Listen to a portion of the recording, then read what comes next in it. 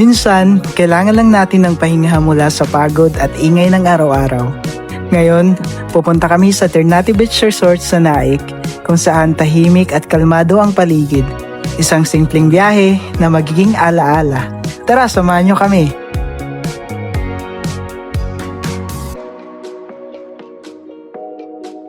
Unang adventure, sumakay muna kami ng LRT papuntang PTX.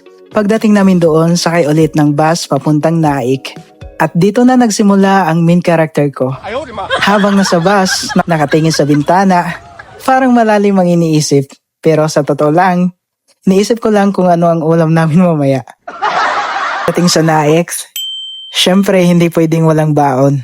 Nagluto muna kami, pero buti na lang, pagkarating pa lang namin, marami na silang naluto. Yummy! Kaya ang ginawa na lang namin, niho yung mga hindi pa luto. Team support na lang kami.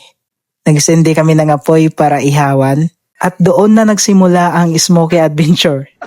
Grabe yung usok, parang may sariling ulap yung lutuan namin. Biglang may kapitbahay na nagreklamo. Ang usok! Sabi ko na lang sa isip ko, ate, libre na nga ang amoy. Nagrereklamo pa. Fast forward, tapos na kami magluto. Ready na ang food trip. Biyahe na ulit papuntang resort. Around 6 PM nga kami dumating, medyo pagod pero excited. Pagdating sa entrance, nag-register kami ng 250 pesos per head. Tapos 2,500 naman sa cottage.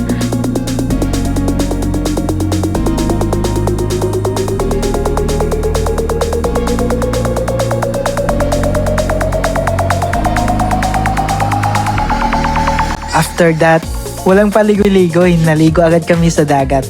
Walang tulog pero go lang, solitin na. Kinabukasan, ibang vibe naman. Sobrang tahimik, kalmado, wala pang masyadong tao. Yung alon ng dagat, ang sarap pakinggan. Naglakad-lakad lang kami, sinisipa yung buhangin, simpleng moment pero solid. Minsan talaga, hindi mo kailangan ng bongga, peace of mind lang sapat na. Then, bigla naming naisip na mag-island hopping kaya. 300 pesos per head lang. Malapit lang din, kaya go na.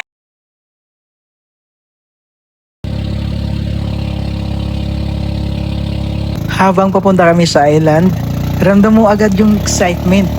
Yung hangin, yung alon, tapos yung view pa lang sa malayo, panalo na. Pagdating namin doon, grabe, sobrang ganda. Yung tubig, malinaw, kitang-kita mo yung ilalim.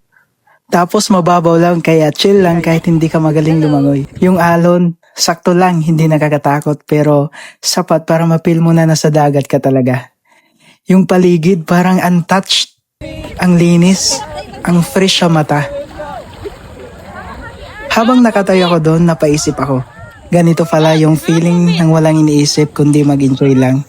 May mga moment na titigil ka lang, titingin ka sa paligid tapos mapapangiti ka na lang kasi minsan dagat lang sapat na. Pero ayun nga, hindi kami nagtagal kasi sabi ng bangkero kailangan na naming bumalik. Lumalakas na daw kasi yung alon kaya medyo bitin pero solid pa rin.